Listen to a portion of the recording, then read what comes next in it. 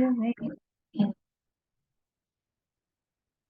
मातृवत् लाले त्रिषा पितृवत् मार्गदर्शिका नमोऽस्तु ते गुरुसत्तायै श्रद्धा प्रज्ञायुता चया। ॐ श्री गुरुवे नमः। आवाहयामि स्थापयामि ध्यायामि ततो नमस्कारं करोमि। प्रणाम सभी को। आइए हम लोग जब प्रारंभ करते हैं। धीमहि धियो यो नः प्रचोदयात्। ॐ भूर्भुवः स्वः तत्सवितुर्वरेण्यं भर्गो देवस्य धीमहि धियो यो नः प्रचोदयात्। ॐ भूर्भुवः स्वः तत्सवितुर्वरेण्यं भर्गो देवस्य धीमहि धियो यो नः प्रचोदयात्। ॐ भूर्भुवः स्वः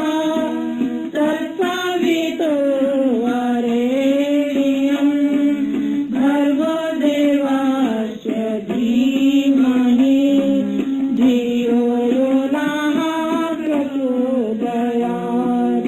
ॐ भूर्भुवः स्वः तत्सवितुर्वरेण्यं भर्गो देवस्य धीमहि धियो यो नः प्रचोदयात्।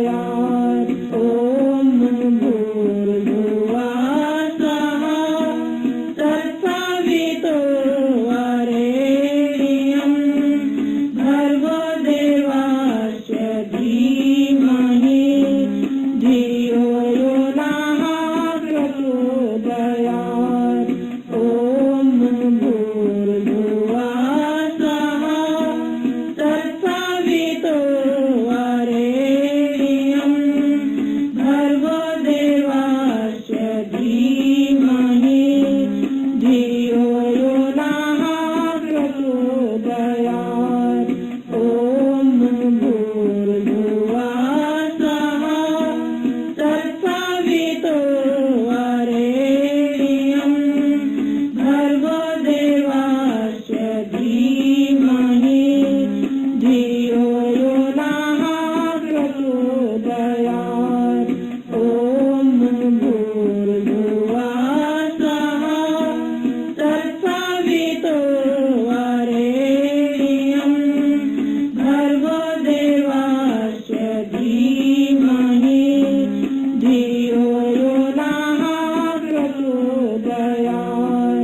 ॐ भूर्भुवः स्वः तत्सवितुर्वरेण्यं भर्गो देवस्य धीमहि धियो यो नः प्रचोदयात्।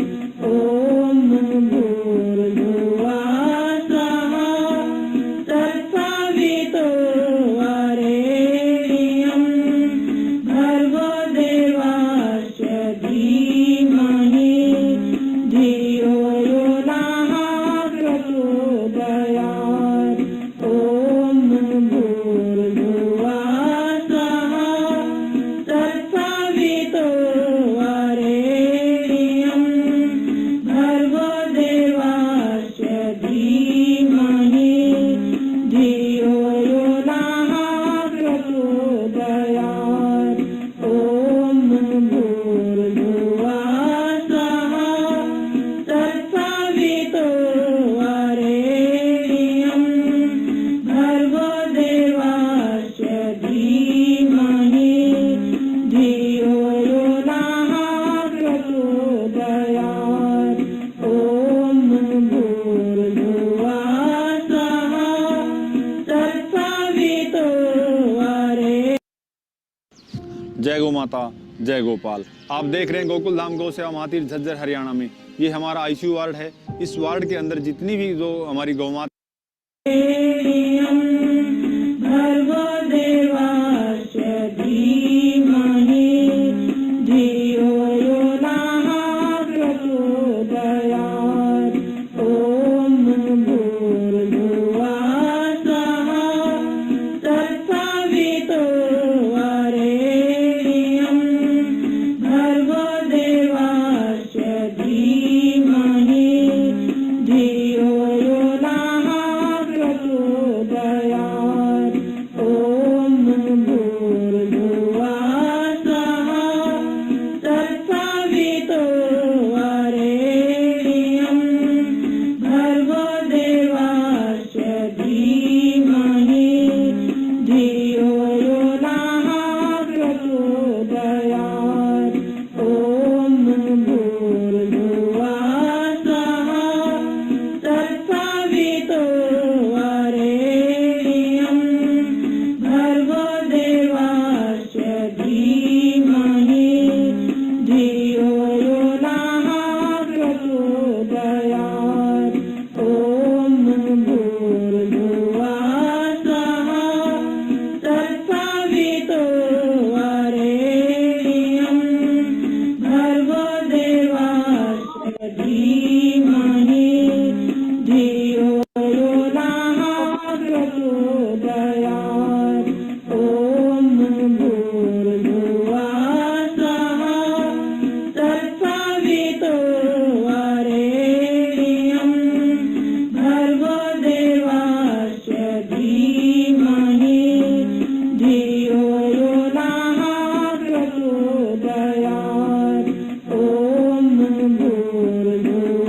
स्वः तत्सवितुर्वरेण्यं भर्गो देवस्य धीमहि धियो यो नः प्रचोदयात्। ॐ भूर्भुवः स्वः तत्सवितुर्वरेण्यं भर्गो देवस्य धीमहि धियो यो नः प्रचोदयात्। ॐ भूर्भुवः स्वः तत्सवितुर्वरेण्यं भर्गो देवस्य धीमहि धियो यो नः प्रचोदयात्। ॐ भूर्भुवः स्वः तत्सवितुर्वरेण्यं भर्गो देवस्य धीमहि धियो यो नः प्रचोदयात्। ॐ भूर्भुवः स्वः तत्सवितुर्वरेण्यं भर्गो देवस्य धीमहि धियो यो नः प्रचोदयात्।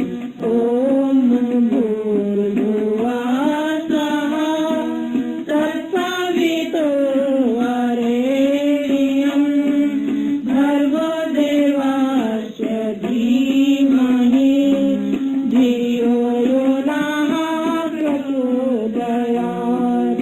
ॐ भूर्भुवः स्वः तत्सवितुर्वरेण्यं भर्गो देवस्य धीमहि धियो यो नः प्रचोदयात्।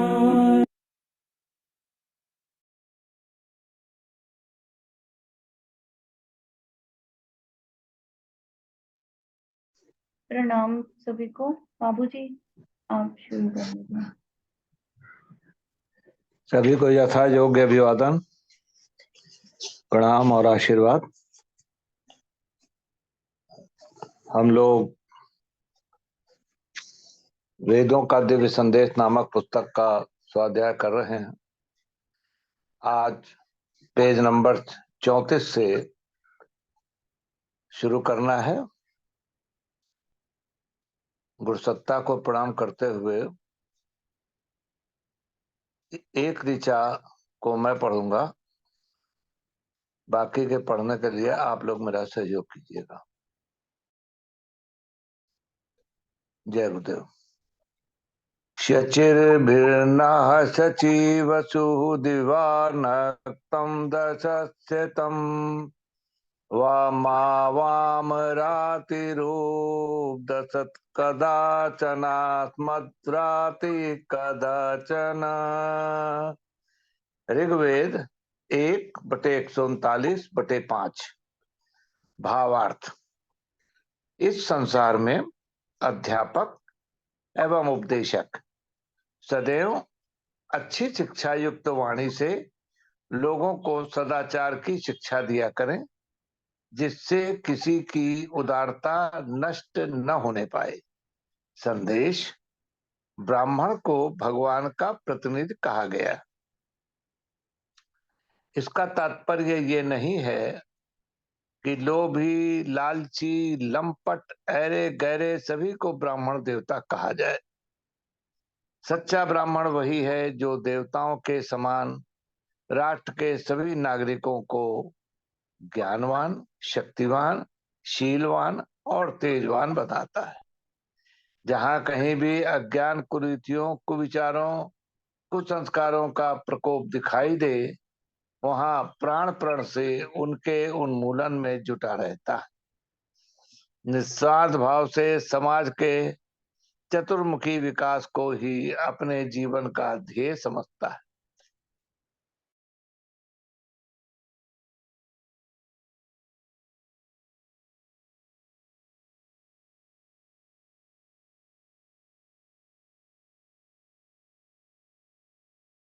जन में बांटकर वे आनंदित होते थे। परमपिता परमेश्वर के बनाए हुए इस संसार के प्रत्येक प्राणी के उत्थान को वे ईश्वरीय आदेश मानकर तन मन धन से लगे रहते थे। राजा, रंक, अमीर, गरीब, छोटे बड़े सभी उनका सम्मान करते थे। राष्ट्र की कीर्ति पताका सदैव ऊंची फहराती रहती थी। परंतु आज स्थिति बिल्कुल उल्टी हो रही। अध्यापक गण अपने कर्तव्य की ओर जरा भी ध्यान नहीं देते।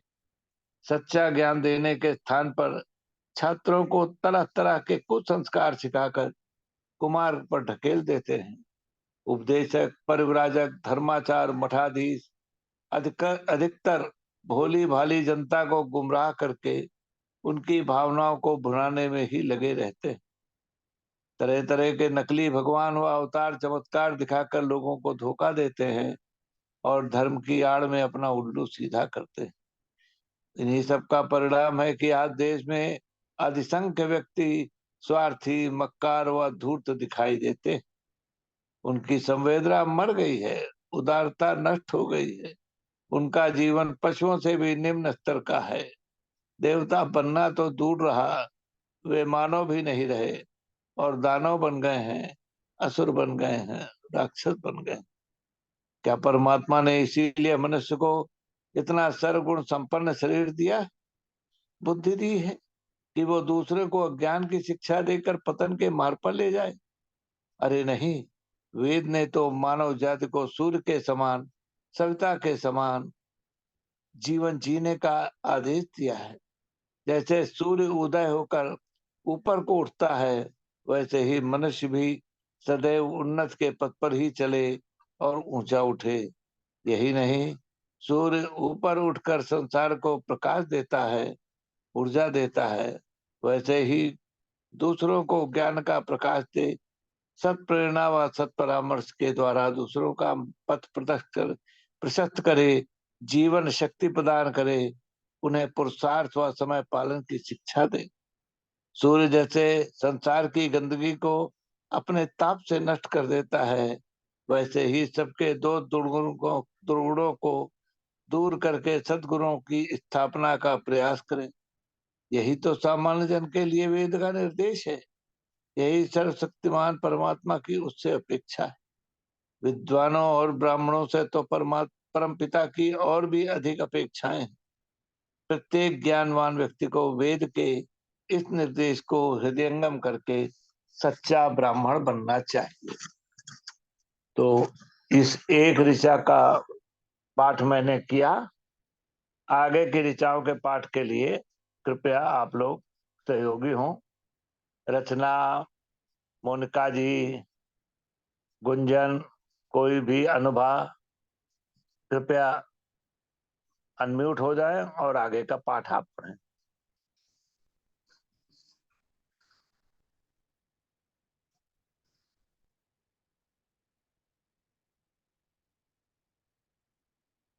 रचना हाँ जी, मैं पढ़ूं? पढ़ो, पढ़ो। हाँ जी, प्रणाम सभी को। त्वया मन्योऽसर्थमारुजन्तो हर्षमाणा हृषितासो मरुत्वन दिग्मेशव आयुधा संशिशाना उपप्रयन्तु नरो अग्निरूपः। अथर्ववेद 4/31/1। भावार्थ: हमारे सैनिक बलशाली हों, शत्रु मर्दन की योग्यता रखते हों और सदैव प्रसन्न रहने वाले हों। उनके अस्त्र कुंठित न हो।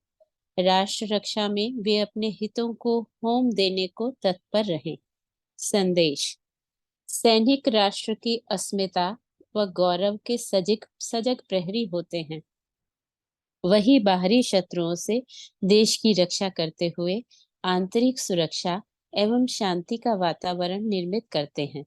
सैनिकों का असीम बलशाली होना तथा हर प्रकार के शत्रुओं का मान मर्दन कर सकने की अतुलित क्षमता से संपन्न होना अत्यंत आवश्यक है। पर क्या यह सब केवल कहने मात्र से ही संभव हो सकता है? देश में चारों ओर अराजकता फैली हो, लूट मार, भ्रष्टाचार, चोर बाजारी, अनीति, दुराचार का तांडव हो रहा हो, ऐसे में क्या यह संभव है कि सैनिक निष्ठापूर्वक अनुशासित रहकर देश की रक्षा पूरे मनोयोग से कर सकें? नहीं, यह सब असंभव है। सैनिक अकेला नहीं होता, पीछे उसका परिवार, खेती, व्यापार आदि सब कुछ रहता है। जब वह पूरी तरह से आश्वस्त होगा कि वे ये सब सुरक्षित रहेंगे, उनका मान सम्मान रहेगा, देशवासी सुख दुख में उनकी हर प्रकार से देखभाल करेंगे, तभी तो वह निश्चिंत होकर देश की रक्षा हेतु अपने प्राण हथेली पर लेकर समर भूमि में कूद सकेगा। युद्ध कौशल एवं सामरिक ज्ञान के साथ साथ उसकी आंतरिक प्रसन्नता ही उसके शस्त्रों की धार को पैना कर सकने में सक्षम होगी, उसके स्वाभिमान को जगा सकेगी। स्वाभिमान अर्थात किसी बात के लिए अत्यधिक रुचि, प्रेम, लगन, आस्था अथवा श्रद्धा होना। स्वाभिमानी व्यक्ति ही किसी श्रेष्ठ बात से एक रूप होकर उसे अपने जीवन का केंद्र बिंदु बना सकता है और लक्ष्य की प्राप्ति हेतु तदनुसार आचरण कर सकता है। स्वाभिमान की प्रेरक शक्ति ही सैनिकों में देश प्रेम एवं राष्ट्र रक्षा की अग्नि प्रज्वलित करने में समर्थ होती है। उनमें त्याग एवं बलिदान की भावना जागृत करती है। तभी वह पूरी निष्ठा से, लगन से, मनोबल से शत्रु सेना को गाजर मूली के समान काट फेंकने का पुरुषार्थ कर सकने में समर्थ होता है। उसके तेज और पौरुष को देखकर शत्रु स्वयं ही हतोत्साहित हो जाता है। ब्राह्मणों पर और पूरे समाज पर यह दायित्व है कि वे इन सब बातों को सुनिश्चित करें। चाणक्य जैसे प्रकांड, तेजस्वी और दूरदर्शी व्यक्ति ही समाज की शांति व सुरक्षा को अक्षुण्ण रख सकते हैं। आज की विषम परिस्थितियों में लोगों के विचारों को बदलकर उनकी समझदारी को विकसित करना अत्यंत आवश्यक है। तभी शस्त्रों और साधनों से सुसज्जित वीरों की अनुशासित टोली अतुलित शौर्य एवं अदम्य साहस का प्रदर्शन कर सकेगी। उनका उत्साह व कर्म निष्ठा जागृत होगी तथा राष्ट्र ऐश्वर्यवान बनेगा। आज के पढ़े लिखे लोगों को यह सब भली भांति समझ लेना चाहिए और स्वार्थपरता का त्याग करके सच्चे ब्राह्मण का धर्म निभाना चाहिए। निराहावान कृणोत न संवर्त्रा दधातम सिंचाह अवत मुद्रिणम वयम सुशेक मनुपक्षितम। ऋग्वेद 10/101/5। भावार्थ: भूमि पर पेट पालन करने वाला किसान होता है, अतः समाज में उसको श्रेष्ठ स्थान मिले। शिक्षित जन ही अच्छे किसान हो सकते हैं। संदेश। परमेश्वर प्रत्येक प्राणी के जन्म से पूर्व ही उसका पेट भरने की व्यवस्था कर देता है। सबसे पहले तो उसे माँ का दूध ही उपलब्ध हो जाता है। सारे जीवन भर मनुष्य का पेट भरने के लिए अन्न पैदा करने को भगवान ने किसान को अपने प्रतिनिधि के रूप में नियुक्त कर रखा है। यह किसान ही हमारा अन्नदाता परमेश्वर है। वह केवल गेहूं, चना, चावल, दाल ही नहीं उपजाता, वरन तरह तरह के पौष्टिक फल, वनस्पतियां, औषधीय जड़ी बूटियां भी उत्पन्न करता है। उसी के श्रम से पशुओं को उचित आहार मिलता है और हमारे लिए घी दूध की नदियां प्रवाहित होती हैं। किसान ही अपने तप व साधना से हमारे लिए अन्न, फल, औषधि, जल, वायु, पशु, धन व सुख संपत्ति का अनुदान धरती माता से प्राप्त करता है। वही हमारी प्राण शक्ति है, जीवन आधार है, प्रजापालक है। उसका स्थान किसी भी रूप में भगवान से कम नहीं है। उसके सहयोग के बिना तो संसार का कोई भी कार्य नहीं हो सकता। भूखे भजन न होए गोपाला। उस किसान को समाज में सर्वश्रेष्ठ स्थान मिलना चाहिए। राजा जनक ने स्वयं खेत में हल चलाकर कृषक की गरिमा को बढ़ाया था, पर आज की व्यवस्था में सबसे अधिक शोषण किसान का ही हो रहा है। राजनेता, अधिकारी, व्यापारी सभी संसार की समस्त सुख सुविधाओं को अपने ही कब्जे में रखने में उलझे रहते हैं और हाड़ तोड़ मेहनत करने पर भी किसान स्वयं अपना पेट भी नहीं भर पाता। यह सब क्यों हो रहा है? क्यों हम मर्यादाओं का, नागरिक कर्तव्यों का पालन करने में अनिच्छा प्रदर्शित करते हैं? सच तो यह है कि आज हमारे विचार दूषित हो गए हैं। स्वार्थ, माया, मोह, लोभ के पर्दों के पार हम कुछ देख ही नहीं पाते। ब्राह्मण स्वयं ही स्वार्थ में अंधा होकर पतित हो गया है। वह समाज को जागृत करने, कर्तव्यनिष्ठ बनाने के महती दायित्व को भूल गया है। इसी से किसान की भी दुर्दशा हो रही है। वह भी चारों ओर व्याप्त भौतिक साधनों की चकाचौंध से भ्रमित होकर उसकी अंधी दौड़ में सम्मिलित होने को लालायित हो रहा है। वह भी दूसरों की देखा देखी श्रम से जी चुराने लगा है और काहिल व कामचोर होता जा रहा है। उसकी प्रतिभाएं कुंठित होती जा रही हैं। वह अपने विवेक का प्रयोग भी उचित रीति से नहीं करता, जिससे उसके शरीर, मन व बुद्धि की सक्रियता व प्रखरता में कमी आती जाती है। अपने उथले चिंतन और बेतुके निर्णयों के कारण उसे हर ओर हानि, निराशा व हताशा का ही सामना करना पड़ता है। इसका मूल किसानों में शिक्षा का अभाव ही है। एक दूसरे को सहयोग देना, उसके अनुभवों से लाभ उठाना और प्राकृतिक संसाधनों का समुचित सदुपयोग करना ही उत्तम खेती के मूल आधार हैं। वर्षा जल को व्यर्थ बर्बाद होने से बचाकर उसका उचित संचयन धरती की हरितमा के संवर्धन हेतु आवश्यक है। ब्राह्मणों का, विद्वानों का यह कर्तव्य है कि वे किसानों का उचित मार्गदर्शन करें। यादव केवल दर्दश्वेतादप्युच्यते समछायया दधिरे सिद्धायाप्सवा महिमस्य मरुषा मुरुत्रयो बृहत्सुवीरमनपच्युतं सह। ऋग्वेद 5/44/6। भावार्थ।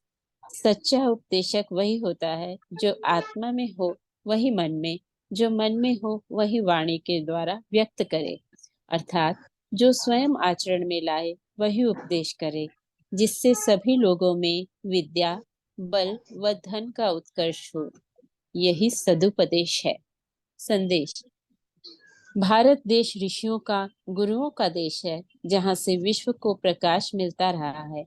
यहीं से ऋषियों ने उच्च कोटि का विचार करने की शैली दी थी। पहले विचार करने की शैली उच्च कोटि की थी, इसीलिए सबका जीवन भी उत्कृष्ट था।